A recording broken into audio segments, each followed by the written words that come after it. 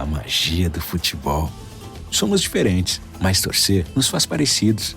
Não importa se você assiste com a camisa da sorte, no bar com amigos ou em casa na poltrona. Preparou, vai bater, pegou!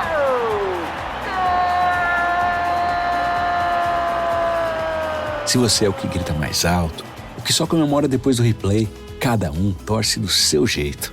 Coca-Cola. Torcer é pra todos.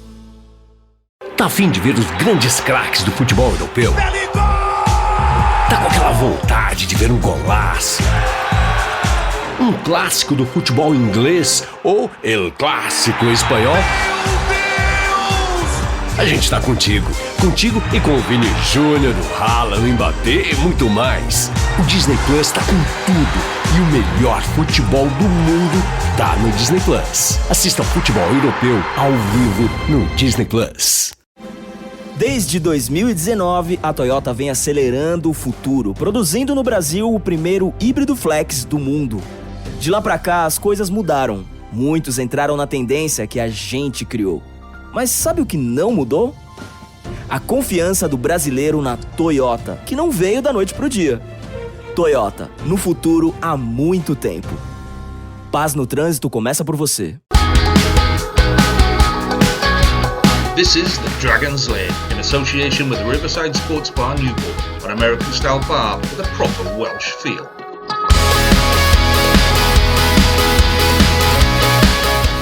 Hello and welcome to the Dragons Lane podcast in association with Riverside Sports Bar.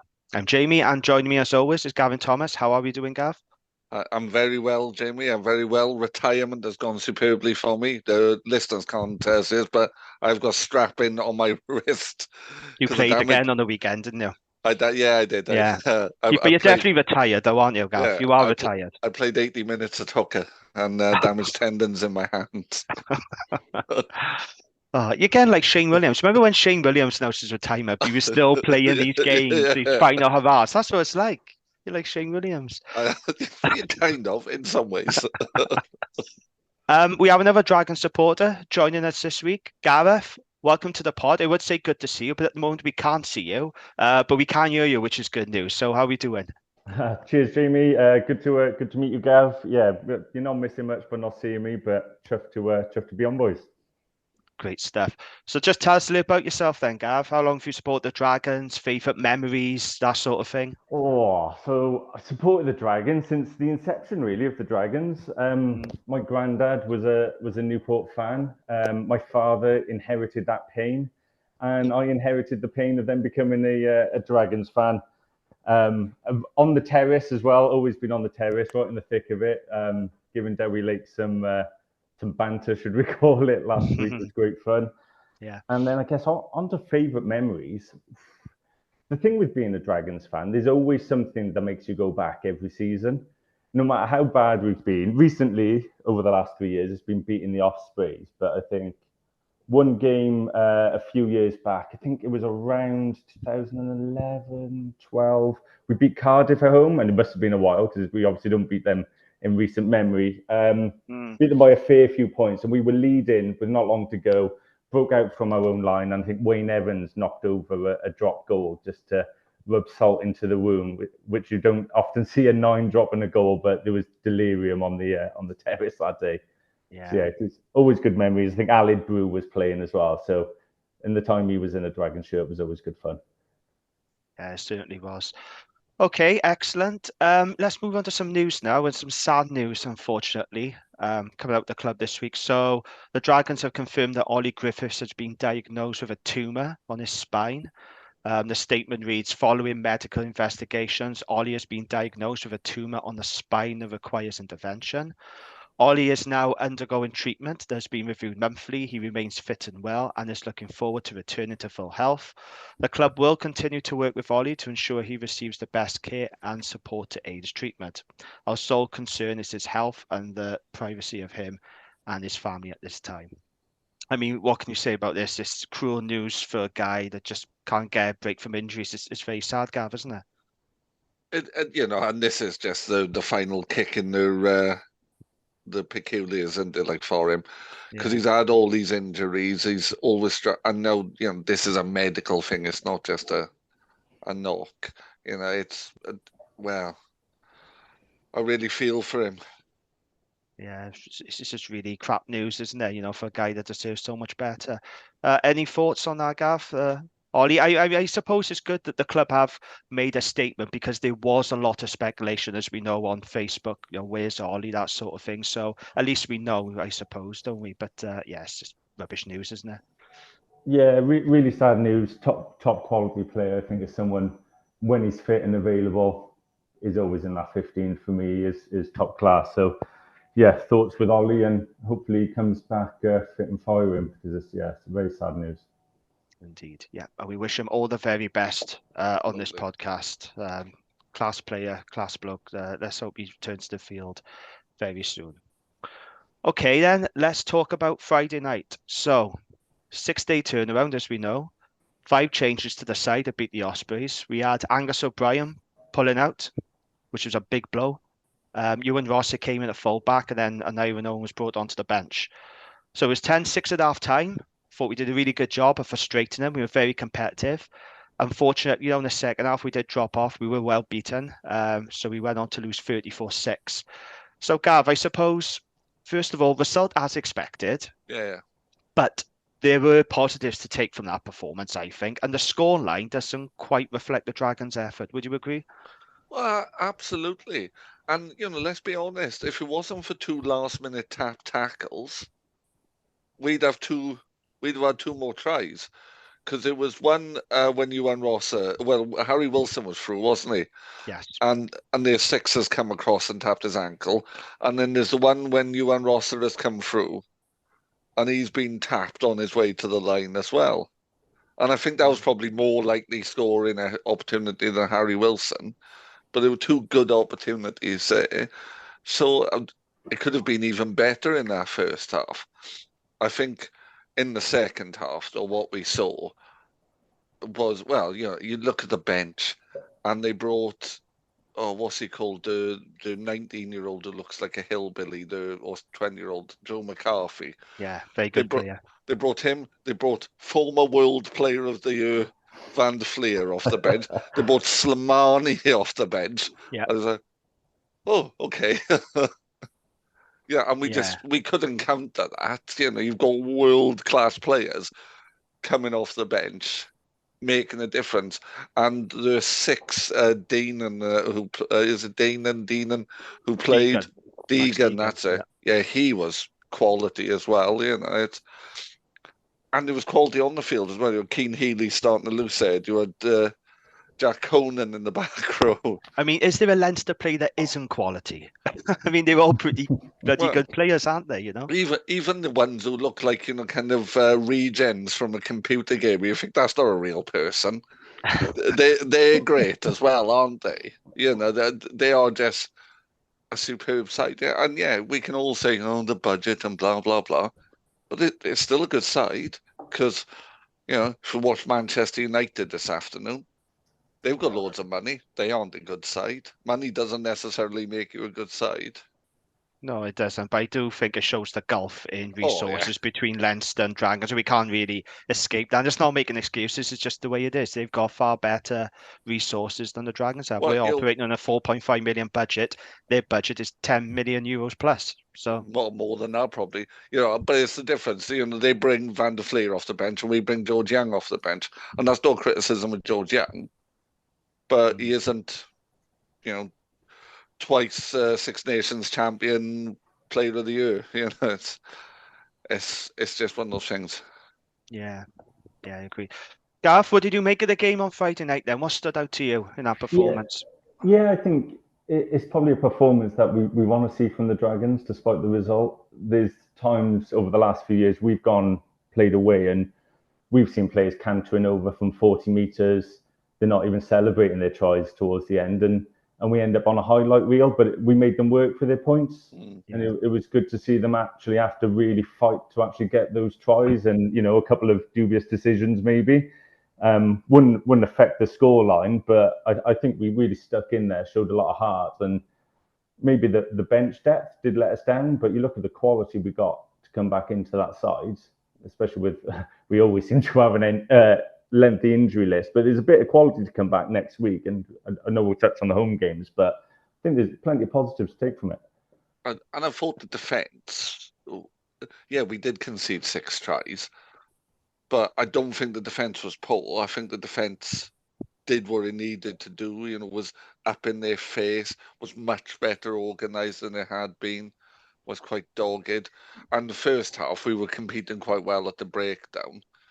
The second half, we weren't at the races at the breakdown, and that was part of the issue, and they were getting quicker ball, and they were getting beyond the game line.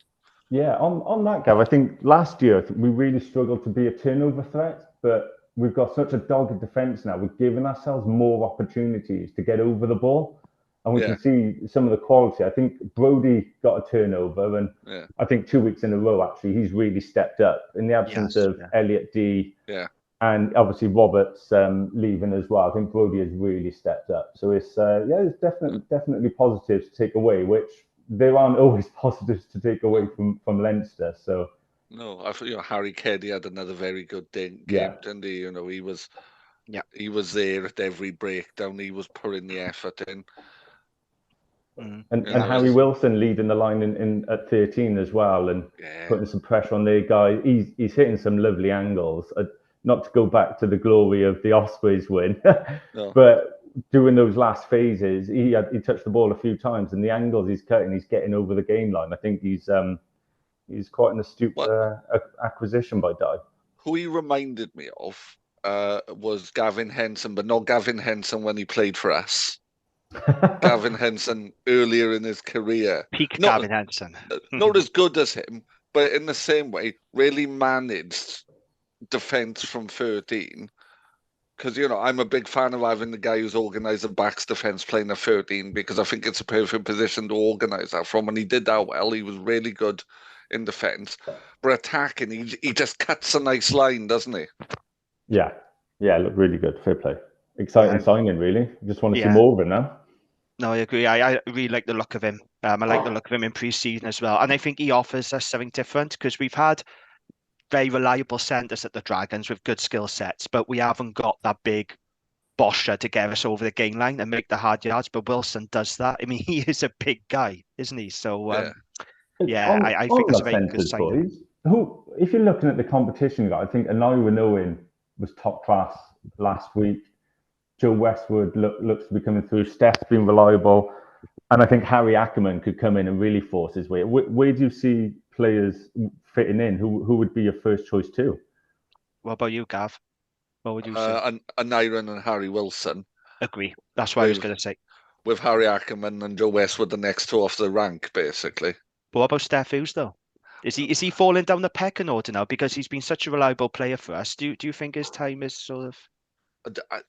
I think the others offer more. I think Steph Hughes is. This will sound terrible, but he's really safe pair of hands. But that's all he is. He doesn't offer a great deal more, and he lacks the physicality of the two youngsters of Ackerman and Westwood. I don't think that sounds terrible. I think that's. I agree with that. I guess the others have maybe got a higher ceiling. Local boys. So. He's a consistent 6 and 2/3 out of 10 every week. Yeah, I do think Harry Ackerman could be someone who could really kick on at the Dragons. He looked top class, to be fair. But Anaira Owen, massive fan of Anaira Owen as well. So good position to be in. Absolutely, we seemed to be scratching around for centres a few years ago, and now we look in a strong position. Yeah, we got some really good depth now in the centre. Talking about standout players. So Brodie Coglan, you mentioned there, Gav. 19 tackles, 4 carries, 2 turnovers, 1.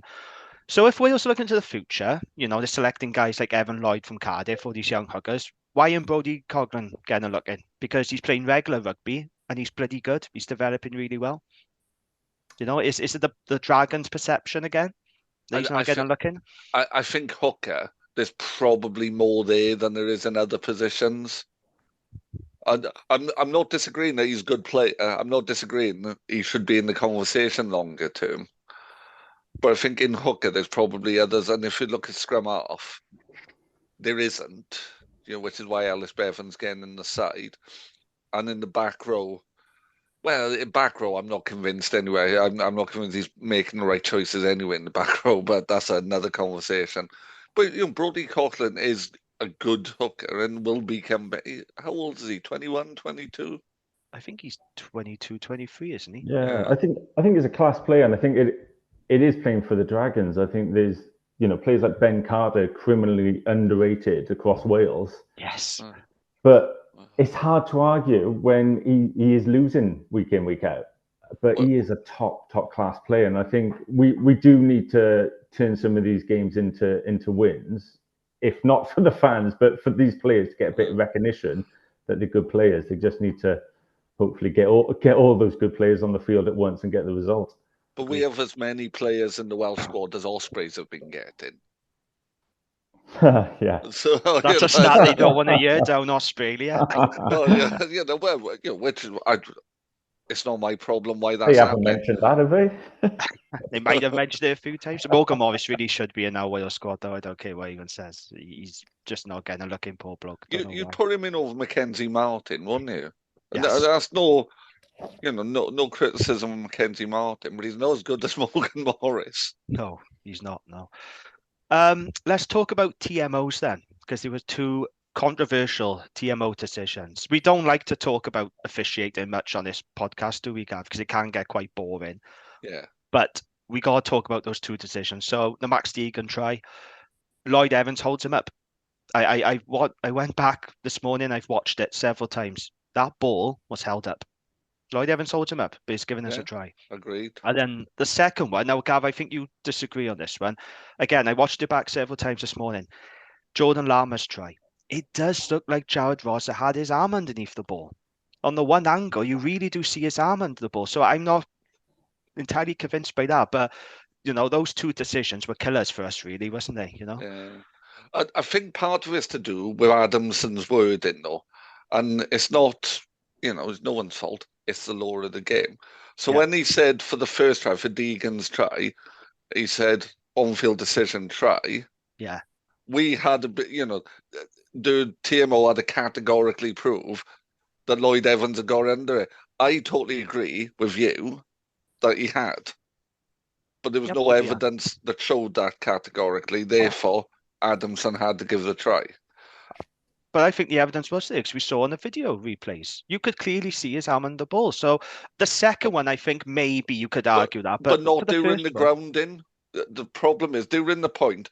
So Deegan shifted his body weight. So you can't see whether or not he's got it down. And that's the problem because he shifted his body weight in such a way that wherever angle you looked at it from, you couldn't see the grounding. Because Adamson had said it was a try. It was a try. That's the problem, isn't it? When a referee says on-field decision is try, it's very, very difficult to overturn it. But it should have been overturned, in my opinion. There should have been, if there was footage of Lloyd Evans with the ball on his chest, which I am almost certain is what happened, then for the second one. Yeah. Now, the issue was on-field decision, no try. But I think there's a split second, and the TMO said the same thing. There's a split second when have I got a ball in here? No, I haven't. Where the bottom end of the ball, so he's holding the ball at an angle, and the rear tip of the ball scrapes the line. Jared's got his arm underneath. The line, yeah. Jared's got his arm underneath it. But he hasn't got his arm right under the tip, and the tip literally, there's a tiny second you can see it just scrapes it. Yeah. Imperceptible, but enough to overturn Adamson's on-field decision. Okay. Gareth, what was your thoughts on them TMO decisions? It is frustrating. Like we said, it's not going to change the result, but you're away in Leinster. You need the tight calls to go your way to keep you in the game, and it's a bit of a momentum blow. And I felt we weren't rewarded for our hard work in defence. But I do think the fact that they scored two of their tries that were dubious, and we made them really work, it does bode well. Like I said before, they are normally cantering over from 40 yards smiling. So very frustrating. I think Lloyd Evans did really well. He's definitely under that ball for me. it's a little bit of a blow. But if we can show that same fight now at home, then we're in a good position. Hopefully, we won't need to go to TMO too often. Yeah, and I saw a couple of people on the various forums today saying, "Oh, it was big club bias refereeing decision." I'm not convinced that was the case. It's Mike Adams, and he's pulled for everyone. Yes, well, that's the URC, sadly. It's not high quality refereeing, is it? But maybe I'll leave that one there. No, it never has been. And I don't like conspiracy theories or anything like that, right? But I did think to myself, if the Dragons had those tries, would they have been disallowed rather than Leinster? Do you know what I mean? I honestly, I did think to myself, if I was Dragons, would those tries be given? Oh, am I going to have a conversation with you about how the Earth is a globe but not flat, Jamie? Well, Are we going down that route? There is no, but Gav, listen, there is such a thing as perception. Oh no, refereeing. You see it in the Premier League in football. The big teams, they get away with the big decisions. Everything goes in their favour. You see it in the NFL. They get the big calls. The big teams. I'm not a flat earther, I can tell you that now, but I'm just saying, I do think there is, and I've talked about on the wrap, I do think sometimes the Dragons are officiated on perception. I was going to say you see it in the NFL particularly, don't you? There, like like some of the calls the Chiefs get, you think, oh, that if that was the Ravens or someone, they wouldn't get that. Absolutely. No, you're right. I think, I just think some of the tone of the comments I saw was like kind of just a bit.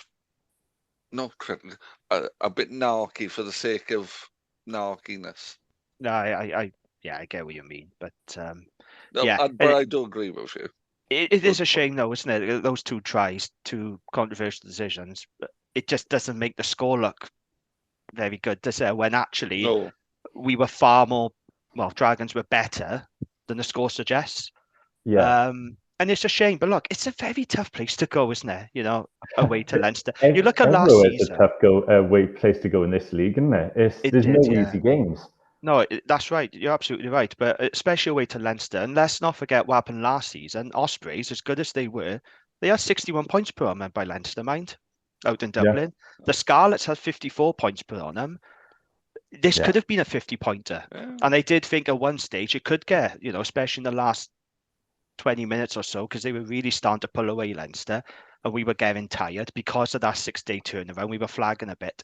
I did think, they're just going to rack up, 45, 50 points. And no, credit to us. I think we were better than the scoreline suggests. And on another day, those calls go our favour, doesn't it? I think they'll win it. I think Leinster will win the URC. Yeah, me too. Everyone says Bulls, but I don't know. I think Leinster are due, when they're due a winning something. I think Leinster are going to win everything this season. Yeah. I think they're going to win the Champions Cup and they're going to win the URC. There's no excuses. You look at the squad they got, and they haven't won a trophy now for 3 years. Now that's becoming, by Leinster standards, that's unacceptable. So I think that firing them up even more now, and all the piss again about adding that 6-star. And I think this season we're going to see a very determined Leinster, and you're going to see selections that don't risk results and stuff. Yeah, it's early days, isn't it? We've already seen Munster lose away to Zebra. That's a nightmare result for us. I know, it's weird, isn't it? Because I love the underdog, right? And I really like Zebra. But as a Dragon supporter, I've always got one eye on their games because I'm worried they're going to become good. They're going to win a few games and we're going to be rooted to rock bottom. I mean, it has happened a couple of times, man, where they've overtaken us, but they've not managed to really build on it. It's concerning. That's exactly what I thought. I thought, what a result. And then I thought, shit. The realisation dawns on you then. But they've won a home game that they weren't likely to win in the same way that we have already and in the past. I'm not worried about Zebra. I'm saying this with increasing kind of surety that we'll finish above them and we'll finish above Scarlets. My one worry with Zebra is if they want to improve, where are they possibly going to target? And we've got to go over there this season, haven't we? And from their whole calendar, surely we're the one game they're going to throw everything at. And I do think we've got it in us to beat them, but it's their sort of cup final for them. So it is going to be tough. That's the thing. We almost become so bad over the years. Teams target us for bonus point wins, and because they know they can't slip up against the Dragons. So we've actually, it's a tough place to be at the minute to try and get off that bottom two. Yeah, I completely agree. I did laugh at some Cardiff fans though, after that Zebra game, Zebra Munster game. I saw someone say this makes our round one result more impressive. I'm thinking, no, it doesn't. Because Zebra, Zebra, absolute gash away from home. Zebra will always put up a good challenge in Parma. On the road, they're absolute gash. I know that's slightly hot kettle black from a Dragon supporter, but it does not make Cardiff's win any more impressive. Sorry, Cardiff fans, but no. Just no. The first 40 minutes of that Cardiff Zebra game, you know, a Welsh Premiership team would have, not even a Super Rugby Cymru side, a Welsh Premiership team would have beaten that Zebra team in the first half. They were an absolute shambles, and Cardiff just dropped off. You know, they became complacent, took their foot off the gas. That's the only reason why Zebra came back into it. But Cross Keys would have probably beaten that Zebra team. Yeah, but it is slightly concerning with Zebra doing well. It's a shame because, like I said, they want them to do well, but not at the expense of us. So after the game, Leinster assistant coach Robin McBride spoke to the BBC and he said there's a different energy about the Dragons this season. Do we agree with him, or is it too early in the season to tell? I'm going to jump in and say 100%. Yeah? Yeah, I feel there's, in two aspects, the aggression.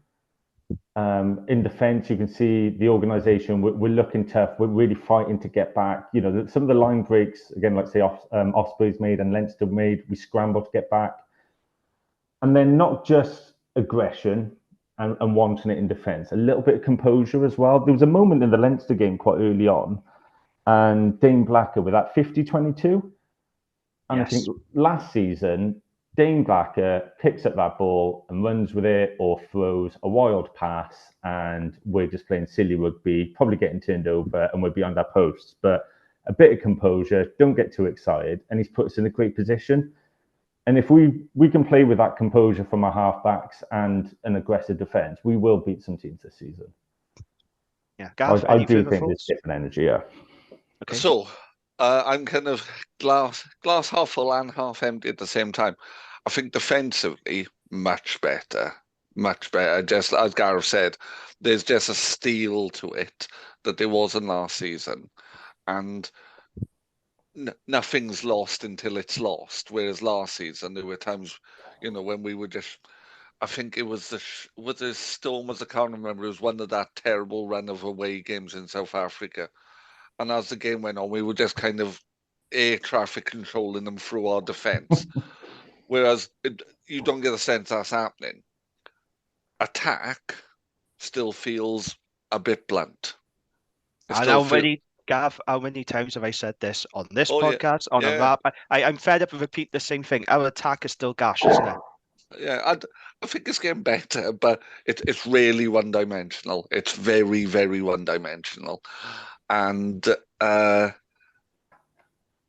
yeah, you're not going to score against Leinster with a one-dimensional attack. No, but you've got to be clinical as well, haven't you? We had opportunities in our first half that really should have been taken. Two of them that should have resulted in tries. Sorry, Gav, what was you going to say? Yeah, I was going to agree. It is frustrating, the attack, and it's not been good for a number of years. I think we've probably got to go back to the Paul Turner days for us to be a really exciting team. But I guess this year we're almost starting the 3-year plan every year, aren't we? We always seem to be at the beginning, yes, which is quite frustrating. But I guess really, if we're going to lay some foundations for next year, then you probably want to lay those foundations with a solid defence and being hard to beat, and then hopefully the attack can develop on top of it. But it is a little bit frustrating, and for all that hard work we put in, we're not going to win games purely on defence. We do need to score points. So when we've got to be clinical. Yeah, it is a little bit frustrating at the minute, and has been for a fair while. So Gareth, there's something that me and Jamie talk about a lot. So I'll be interested to hear your view on it. What's the problem? You've got to sort it now. You've got to sort 10 years of low quality attack for the Dragons in 2 sentences. I think when I go over with a lot of my family, and like me and my old man and my brother will chat, and like Will Reid, I think, had the hardest job in pro rugby last year. he's playing in a side, getting beaten every week behind a pack going backwards with no power outside him to offload to, and he's just getting clobbered week in, week out. Getting over the gain line is something we haven't done and we need to do. So I think Dye's addressed that with a few signings. But it's not just the signings, it's the attitude, because we have had good, I think we've got good ball carriers there anyway, especially if we can get players like Leon and Basham on the ball and actually on the field fit. I don't know what we need to solve it, Gav, but at the end of the day, it is coaching. You can see the difference the coaching setup's already made to the defence this season. I guess there are maybe some question marks over Matt O'Brien, but he's early in his coaching tenure, and fingers crossed he can get us going. Yeah, it's the movement for me. It's all kind of one-up runners, and I'm not suggesting I could coach at kind of URC level, because I couldn't. But you sure? Yeah, well, I coach under 11s. I think that's about my standard. Under 11s and under 6s, but I think but you can. It's quite easy to defend that. Yeah, you just shuffle your defence across. You fill in the gaps. It's not hard to defend one-up runners. You can see on the terrace where the ball is going to go, and if I can see it, and I've had 5 pints, yeah. So can the big guy playing at 12 who hasn't had any pints? I think for me, though, this is something I spoke about on the last pod. I've said it quite a lot as well. We like doing these looped passes, don't we? Over the top. Yeah. And every time, because obviously, I sit in the Bisley, there are moments where I think it's going to, I know, there are moments where I think there's going to be an interception here, because it's, like you said, Gav, it is easy to read. You can see it in the stands, and you think, well, why can't the players see it on the pitch? I think we play really risky rugby, and sometimes I think we try the miracle offload, and it doesn't really work for us. We're trying to play like Bristol Bears a little bit sometimes, I think, and I don't think that's going to work for us. No, but it hasn't worked for us. It doesn't. And it's like I was saying last week with and Lloyd Evans, who I'm on the fence about at the minute. He's another one from the Finn Russell School of elbow pass. Yeah. and you can see where it's going, but because if you're lifting your elbows like that to pass, well, that pass is going above the 12. It's going out to the 13. It's not hard to defend unless you do it like Finn Russell does at lightning speed, and he doesn't sometimes know what he's doing. Yeah. If we could take this season on its own, though, and not get the history dragging in, it's hard not to. But I guess it's 2 hard games for our attack to be implemented. Leinster away, as we know, but also a derby match. Although the Ospreys derby does tend to always be a good game, it's still always a tough game to play a lot of rugby in, because Welsh derbies tend to have a bit of niggle in them. Yeah. So hopefully, if we can give a benefit of the doubt, if we can get on the front foot now and see Matt O'Brien put his stamp on this attack, and the next 3 weeks really are going to be the test, aren't they? No, I absolutely agree, and we have to remember, we've touched on there, but Matt O'Brien is a young, inexperienced coach who's only played semi-pro rugby, so there is that to consider as well. But they just got to stick with him for now. But I do think Matt O'Brien and Dai Flanagan really need to get a handle on our attack, because it's just not clinical enough, especially in the opponent's 22. So it is an ongoing problem that doesn't look like it's going to get solved anytime soon, but it needs to if we're going to win more games. Simple as that, really, isn't it? Yeah. I don't think you need to have played at the highest level to be a great coach in any sport, do you? Some of the best coaches weren't, but it's about particularly modern rugby. It was easy to attack in the 80s because no one could defend. But honest, I grew up watching rugby in the 80s, the highest level of rugby, and you watch it now and you think, right. Bad, isn't it? You watch old clips on YouTube, and like you said, defense non-existent, and great players like Jiffy and all that were back in the day. You're thinking a Jiffy player now just wouldn't get through defenses of today, would he? I was watching a video the other night of Pontypool versus Neath from about 1986, 1987. It was a game I'd gone to with my dad. And at one point, Mark Ring runs through 6 people, but but they were stood one after the other in defence, so he just kind of weaved through them like poles. We had Mark Ring on the rap pod, the early stages of rap as a guest, because Lee was a big fan of his, and he was a very so was talented I. player. I know, but he came on, and let's just say he had some interesting opinions, Mark Ring. And when I say interest, I mean terrible, quite frankly. But I won't say any more than that. Which is why I would never want to meet him, because literally he was my hero. When I was 13, he was my absolute hero. I idolized him. I thought he was the greatest sportsman ever. Yeah. To the point where I would wear painfully tight shorts like he did. But he basically blamed, when Wales lost to Georgia, Yeah. He basically put all the blame on Bradley Roberts. It's like, no, it's not all his fault. He wasn't even on the field for that long. Do you know what I mean? He just seemed to put it all on him. But I didn't like that. But Never had a fair crack, Brad. no, and we had him on the pod. Lovely guy. Yeah, that was really good. We enjoyed that. Unbelievably humble. Like, for a bloke who's played top level rugby, international rugby, but had it kind of snatched away from him. He said, well, I've got an opportunity so many people don't, so why would I be bitter about it? Yeah, absolutely. He was a good bloke. So moving on then. So it's best not to dwell on this defeat, I don't think, because this was a game we was never realistically going to win. We knew how tough it was going to be. 6-day turnaround, slightly rotated team, on to the next one. But overall, we are pleased with how competitive the Dragons were during this game, weren't we? Yeah. So there are positives to be taken into the next block.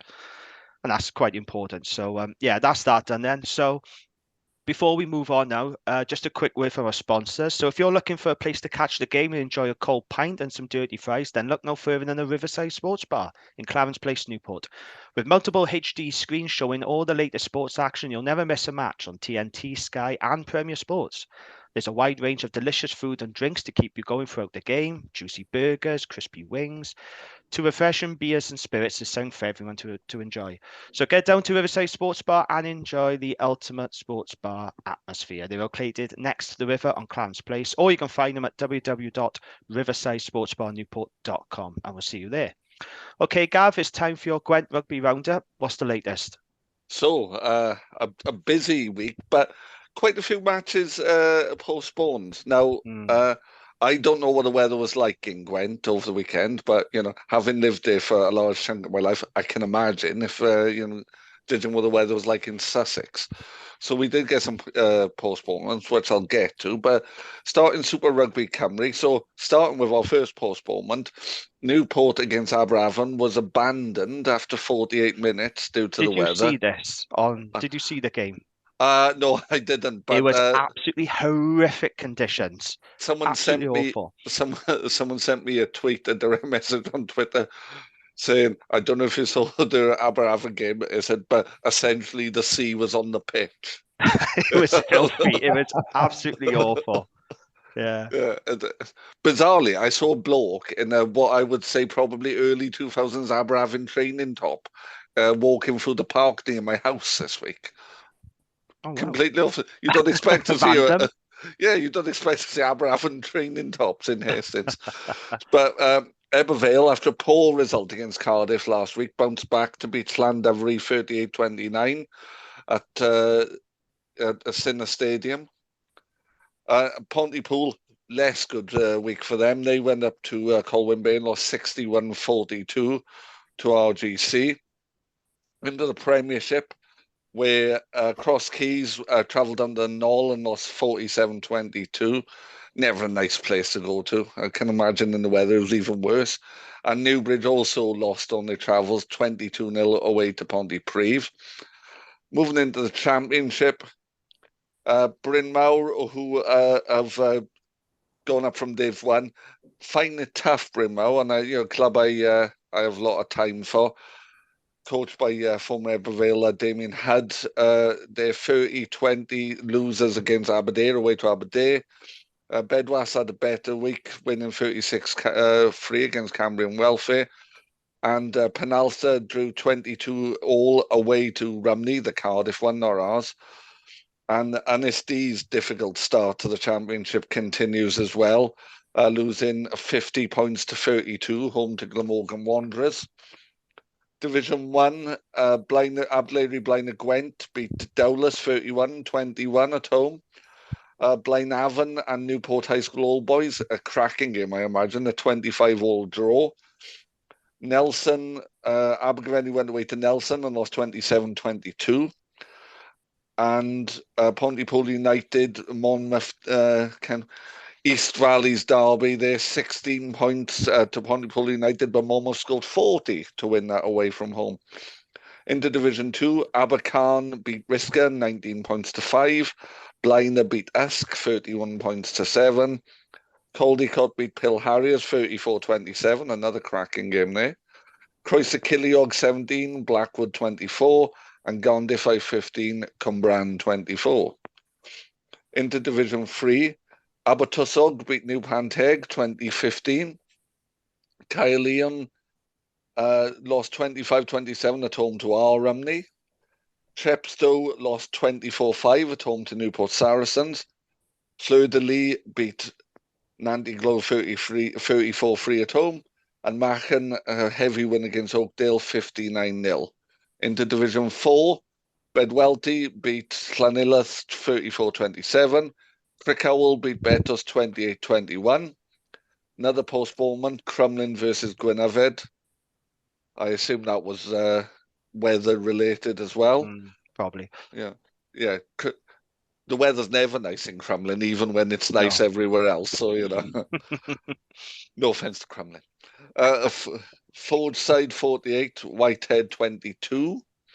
And Pontland Frife's difficult start to Division 4 continues, losing 29-14 at home to RTB Ebervale. The one game in Division 5, which was Haverfordwest against Derry, was postponed. Into Division 6A, our friends at New Tredegar continued their winning start with a 21-15 Because they've been win. on this pod. That's what it is, since they've been on the Brynniffle. pod. Well, and speaking to Steph, he described it as the most important game of the season they felt against Brynniffle, so a good win there. And the other game was postponed, Trinant versus Girlin. And then into Division 6B, St Julian's High School Old Boys won 54-12 against Cardiff Internationals. And one last division to focus on, in Sussex County's Division 5 East, my club, St Leonard St Ports, won 38-7 against Horsham 4-15. So, a winning weekend for me. Absolutely. If only we had a Dragons win as well, that would have been perfect, wouldn't it? Yes. Never mind. Okay, thank you for that, Gav. So let's look ahead. Round 3. Sharks. Well, the Hollywood Bet Sharks, that's their full name, at Rodney Parade. Saturday, 5:15 kickoff. The game is live on S4C and Premier Sports. So if you don't have Premier Sports, you can watch it on S4C. Now, October is a big month for the Dragons because we've got these 3 consecutive home games against the Sharks, Lions, Benetton. I'm going to come to you now, Gav, and ask you this. So last season, Dragons were in a similar situation where they had 4 out of their first 5 games at home. We only won one of them against the Ospreys. So what are the expectations now for these home fixtures? Because I think for me, we need to win at least 2 out of these 3 home games for this to be considered a successful block for the Dragons. Would you go along with that? Yeah, 100%. And I don't care which 2, but there has to be at least 2. What about you? Sorry, what about you then, Gav? What's your thoughts on these upcoming home fixtures? They're really important, aren't they? Yeah, massive for our season. We can't not get a win. If we got 0 wins, it's a disaster. But it's momentum, isn't it? If we can beat the Sharks, then my confidence is rising for the other 2. And there's, barring injuries, there's no reason we couldn't go on and win all 3. But if we come away with 2 wins and a losing bonus point, I'd take your hand off for that now. Judging though by the Stormers team that travelled to Bridgend on the weekend, I don't think South African sides are sending their strongest ones yet, are they? No, they won't. Sharks are already here. They were up in Connaught, weren't they, on the weekend? Is that right?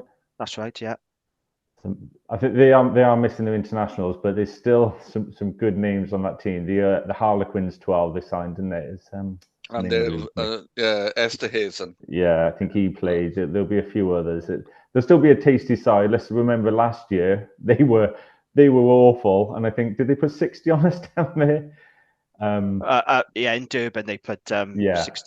69 points, I think it was, or Yeah, 60, and they something like were that. poor. No, we were hideous. Our defense was largely optional that day. Yeah, I imagine it's going to be 3 close games, but I think I'm really looking forward to Saturday. I think it's a great opportunity for us to lay down a marker in this league and say, yeah, we are here, take us seriously, and get a win. Well, I think if we beat them, we can really start being quite bullish, can't we? I think if we beat them, we can start being quite bullish. Yeah, and look at the players we've got coming back. I think Basham's fit. He's obviously held back Leon as well, which is great to see him playing. Really glad to hopefully see him go for 3 games now. I'm not sure on a couple of others like Cummins, but I think we have got a little bit of quality to come back into that side. So, do we know how bad George Knott's injury was? Not yet. I haven't heard or seen anything about that. Yeah, so he came off against Leinster quite early as well, wasn't there? 5 minutes in, I think. 5 6 minutes in. Yeah. And he's a good player, Knott. I like Knott, to be fair. Yeah, he's a grafter. He's a workman, isn't he? He's not flashy at all, but I think he's a very good, honest club pro. Always happy to see him in the squad. Yeah, absolutely. Yeah, I think for Saturday, it does depend on team selection for me. Are we going to see Leon Brown return? I think he should. I think he should play these 3 home games now. I know they're managing him carefully, but I do think he needs to be playing these 3 home games. Hopefully, see Steve Cummins, Tame Basham. They'll give us another dimension as well, especially with George not being injured. We could really do with Steve Cummins now in the team. He'll add a bit of grunt. Also, as well, what about Angus O'Brien? Now, Angus obviously pulled out, didn't he, in the warm-up? Is he going to be a fit? Because that was a big loss for us. We are a different team without Angus, and really, because he was excellent against the Ospreys. And what about Kai Evans? Is he going to be fit? I don't know, but there's a lot of questions. Do we know about our hip? Still recovering from a knee injury, but I don't know when he's going to be fit. Because I don't like criticising individual players, but Chris Coleman didn't offer a lot at scrum time, and then was scrabbling. Well, we know weakness. His scrummaging is a weakness. We know that. We know he's not the strongest scrummager. He did pull off a very good turnover, mind. Yeah, I like that. Yeah, that was a good turnover to get 3 points. So, Garth, what was you going to say then, mate? Yeah, sorry. I think on Coleman, maybe a touch lucky. I think with his card, I think a few refereeing decisions went against us, but I think not sure how much Carter's tackle affected that. But no, that was in our favour. But yeah, if we can get Leon started, and I think just on Angus, I think you're right. He's such an important player for us. I think when we're talking about our attack and how are we going to improve that, he really steps up as a receiver, and I really do like Ewan Rosser. I like both the Rossers, to be fair. I think they're great players for us, but I think the balance in the back 3, if you've got Angus at 15 with a pair of flyers, we can vary our attack a little bit more. I think we do look more dangerous, and he's got a massive boot on him, and against the Ospreys his kicking out of hand was huge, and something like the Ospreys 10 kicking to touch was really poor. So I think it was a big game changer. So I did note the Sharks kicker kicked a penalty from 63 metres from Connaught, which is no easy feat, whichever way the wind's blowing. No. But we will miss Angus if he's not around. So fingers crossed for that. You're right, big player for us. Yeah, I reckon with the wind behind you though, at Connaught, a bit easier. I'm going to suggest. I don't know. I couldn't kick a penalty if I was stood on the touch bar, on the crossbar. But oh dear. So this is a big game this weekend. The Sharks, they've got a lot of quality players, even without their Springboks. It doesn't make sense that they're this poor. And I know they won the Challenge Cup last season, but in the URC they've been really poor, and it just doesn't make sense when you look at the quality that they've got. But I don't think they value it in the same way that the Stormers and the Bulls do. Maybe, but it's an odd one there, isn't there? They're better on paper than they're as good as on paper as those sides. I just don't think they should be a top 4 team. Yeah, and should definitely be in the playoffs. But it looks like they could be in the mix with us. Well, it doesn't say much for the head coach, John Plumtree. I mean, if he can't get him a decent position in the league this season, then perhaps they need to think about making some Yeah. changes I because there's too believe much that, quality there to be as poor as they have uh, been. according to my friend who's a Sharks fan, Yeah. that is pretty much the talk anyway. Yeah. Plumtree might not be there by the end of the season. There's lots of the talk coming out to Durban, apparently. Yeah. But like I said, when you look at the squad and the players they got, it just doesn't make sense. So let's move on to predictions then. I'm going Dragons by 2. I think I think all these home games now, these 3 consecutive games, it's going to be tough, right? Let's be honest about that. But they're winnable. Yeah. I don't care what anyone says. Dragons can beat these teams. Benetton are a very good side. We haven't won against the Lions yet, have we? You know, that seems to be a bit of a monkey on our back. But they are inconsistent, the Lions, as good as they are. Yeah. And I love watching them. They play some fantastic rugby. I love watching them. But they are inconsistent. And I think if we are going to beat the Lions, this will be a really good chance to do so. So I'm feeling optimistic, actually, about these home games because I believe that we can win all of them. Maybe that's just me being the ever optimistic Dragons fan. I don't know, but I go for Dragons by 2. Gareth, what about you? How do you see Saturday going? Yeah, I think it's definitely a game we can win. I'm going to go Dragons by 5. We never spend the last 10 minutes at Rodney Parade, cheering and giving each other hugs, knowing the game's in the bag. So it always go down to the end. But I think it might be a reverse of the Ospreys game. I think we'll be defending for our life for the last couple of minutes, but I think we'll hold them out. And yeah, we'll get it over the line. Okay, excellent. Gavin, what about you? How are you Exactly the same as Gareth, Dragons by 5. Yeah. Yeah, that was my view at the start of the conversation this evening and at the end. I don't like making predictions before the team lineups are announced, but we really do need some luck with injuries now, don't we? Especially in this critical block of fixtures. So hopefully we will see the likes of Angus back and Steve Cummins and Tane Basham. What I did say last week, didn't he, that Tane was fit, so I guess he wasn't risked for Leinster, which makes sense. That does make sense. And Funaki not far off. We'll be back for one of the other home games in October. Yes, that's right. So he's recovering from a knee operation. He should be back this month. So he should be back for one of these games, actually. He could be back for the Lions and I can't wait to see him in action because I loved watching him in Super Rugby. He'll give us another hard edge, physical guy. I think Shane Lewis-Hughes, by the way, I didn't mention this earlier. How good has he been since he's joined us? We always were big fans of him, Gav. We said he was our favourite signing at the time. He is a workhorse, isn't he? Yeah.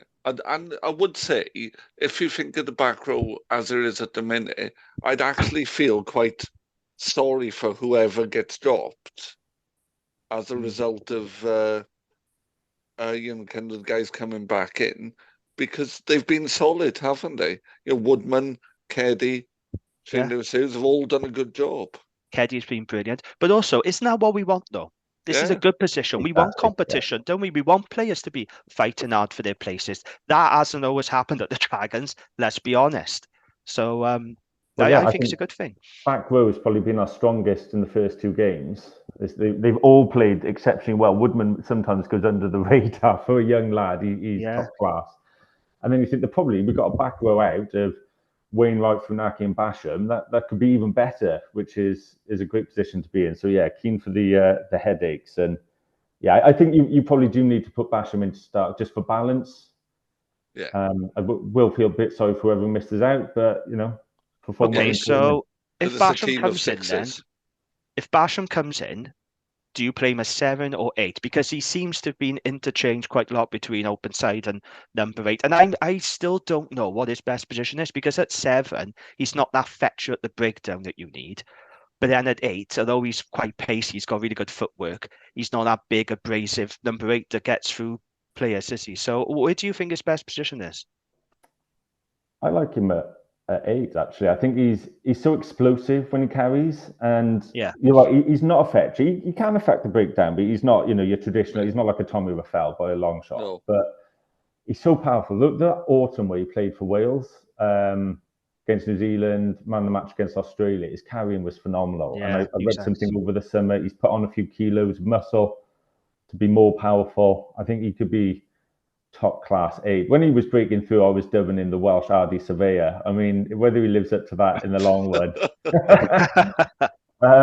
But he's just got that tenacity in the tackle and in contact. I would really like to see him start on the weekend. I think unleash him, and he's top class for me. I'm really glad we kept hold of him, actually. Yeah. But Tane is on a 1-year deal, so when he signed that contract, it was only for 1 year. Yeah. And for me, he needs a big season, Tane, because I've always been a fan of Tane Basham. I defend him quite a lot on the rap pod because a couple of guys on there don't rate him. I do. I always have. I think he's a very talented player. But I also have to be honest and say the past year or so, he's fell off big time for me. And he needs a big season for us to get back into that Wales setup. It's a tough year last year. You think, like, with the World Cup, you start the season late. You got that red card. Was that home to Leinster? It was the elbow into Ross Burns' head, wasn't it? It was so daft. Years ago, that would have been quite comical. But with TMO, it's just not. You just can't go there now. You're an international player. Yeah.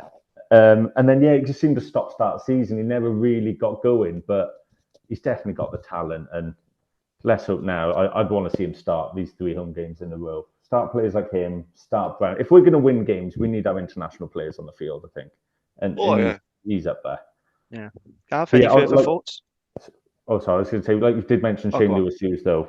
Yeah. Top class signing. He's been phenomenal. I think his attitude. He's certainly a driven person, isn't he? I think anyone who was at the Meet the Players evening would have been quite impressed with him. So, really pleased with how he's gone so far. Because you could shift Shane Lewis-Hughes into the second row.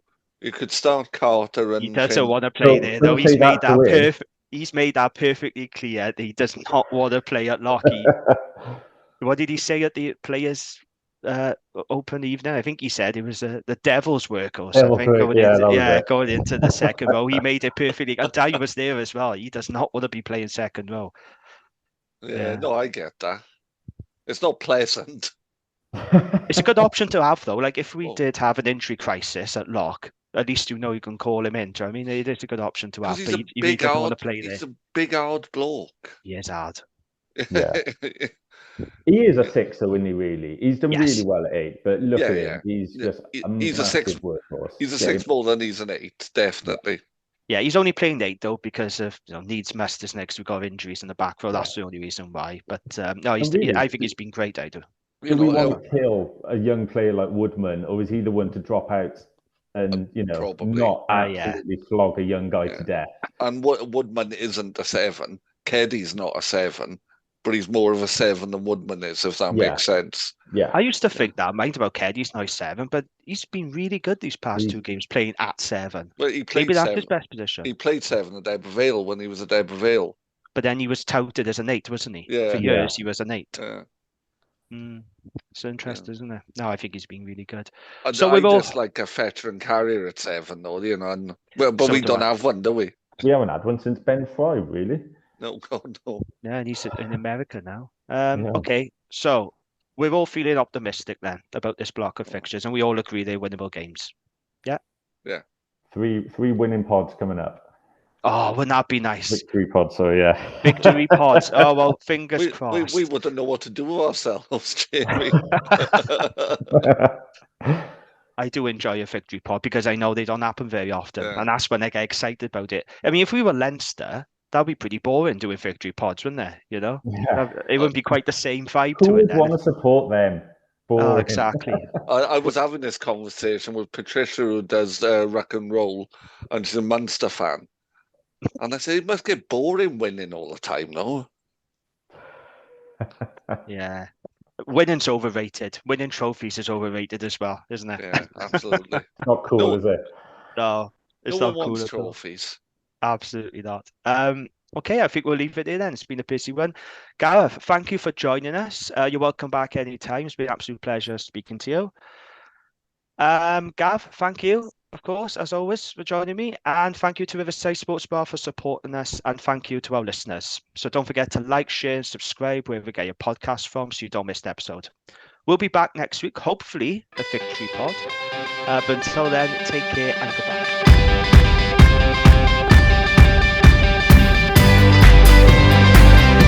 That was the Dragons Lair in association with the Riverside Sports Bar Newport.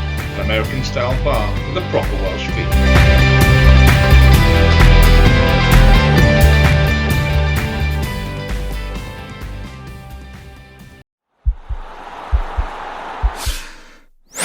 This podcast is part of the Sports Social Podcast Network.